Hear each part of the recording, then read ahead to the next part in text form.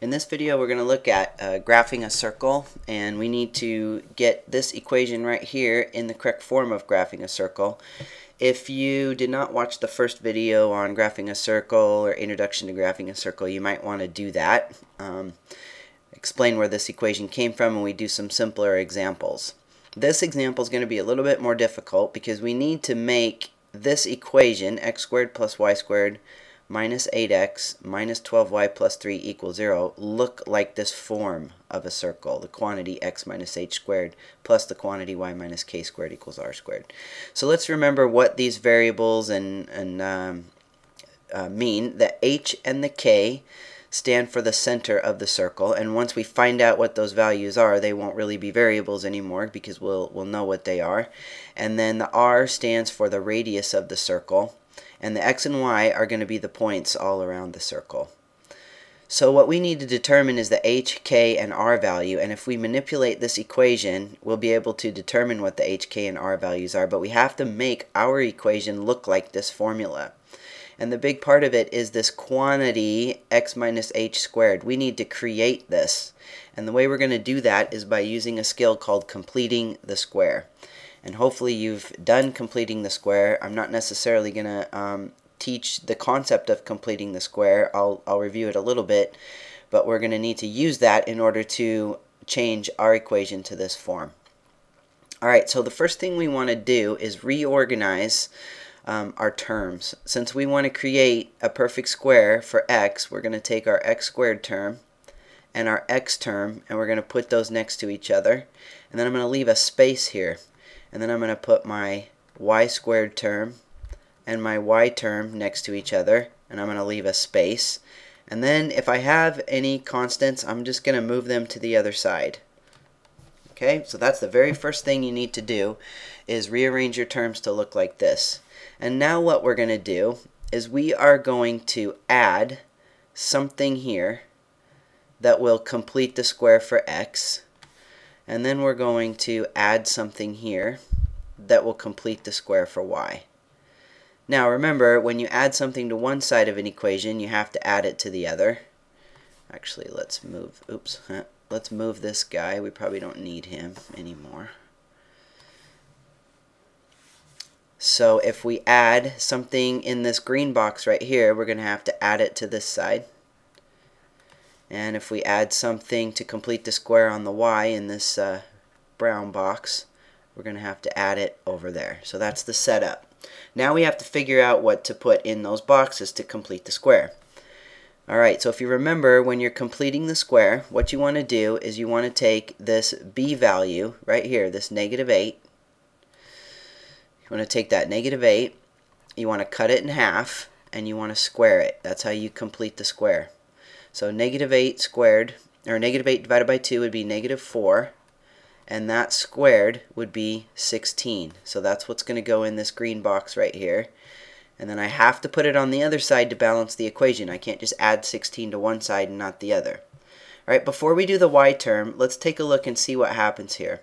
So if I factor this, and I say, well, what multiplies to be 16 and adds to be negative 8? And I'll put an x here and an x here. Let's see, what times to be 16 adds to be negative 8? That would be negative 4 and negative 4. So you can see we've created a perfect square here. We have x minus 4 quantity squared, and that's what we want.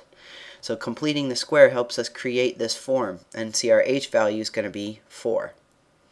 Now if you notice, over here in completing the square, when I take negative 8 divided by 2, I get negative 4, and before I square it, this negative 4 right here is always going to be the same number when I factor x minus 4. This negative 4 is going to correspond with that. That's a little shortcut if you would like to use it. Okay, so now let's complete the square on the y. I'm going to do the same thing. I've got negative 12. So to figure out what completes the square, I do negative 12 divided by 2, and then I take that number and square it. So negative 12 divided by 2 is negative 6, and negative 6 squared is 36. So 36 has to go in the box, and therefore 36 goes on the other side to balance the equation. Now when I factor this, bring down your plus, and then when you factor this, it's going to be y minus 6 quantity squared, but I'll just write it out this time. You might be able to skip this step next time. So that factors to y minus 6, y minus 6. So I get y minus 6 quantity squared. Now on the other side, I do need to figure out what I've got here. I got negative 3 plus 16 plus 36. So let's see, that'd be 13 plus 36 would be 49. Excellent. So now I have my equation in this form, and I can pull out my h, k, and r value. So x minus h, x minus 4. My h value is 4. Y minus k, I have y minus 6. So my k value is 6. So I know my center is at 4, 6. In the r squared spot, we've got a 49. r squared is 49. Take the square root of both sides, and r is 7. Those are the three values I need, h, k, and r, in order to graph my circle. So just for fun, let's go ahead and graph the circle. Might have to cover up. Oh, that'll fit pretty well. Alright, so our center is at 4, 6. I'll put, I wonder if it's going to fit here. It might go off my graph. Oh, that's okay. 4, 6 over 4 up 6. And my radius is 7. I'm going to go up 7. That's going to take me up here somewhere. Down 7. Left 7. Right 7. And that's the outline of your circle, and then you would just draw your circle like that. I think mine would probably, if I did it perfect, go off my board here, but ooh, that's not very good. Let's try again. Okay, let's see if I can do this a little better. That's a little better. Oh, got a little puffy there. Oh, you get the idea. And as I said in the other video, what you could do is, if you wanted to be really pretty, you could get a compass and put the center here, map out your radius, draw your circle, and you could get a very nice circle. So that's the idea. You have to put it in this form. You have your center, your radius, and then you can graph it. Let's do one more example, and it might be a good idea for you to pause the video and try this example on your own, and then start the video and see how you did. Let's go with x squared plus y squared plus 8x plus 2y minus 8 equals 0. Alright, so what we want to do is we want to graph this. So we want to find the center and the radius and put it in this form in order to find the center and the radius, and then draw a graph. So go ahead and pause the video now and give it a try, and we'll see how you did. Okay, so the first thing we want to do is rearrange our terms and leave a space here to complete the square. We'll put our y squared and then our 2y, and then leave a space to complete the square. And then this minus 8, we're going to move that to the other side, so that'll become a positive 8. Basically, we're just adding 8 to both sides. I guess I could show that. Add 8, and we get that. To complete the square on 8, we take 8 divided by 2 is 4, and then we square that, and that gives us 16. So we're going to add 16 here and add 16 on the other side.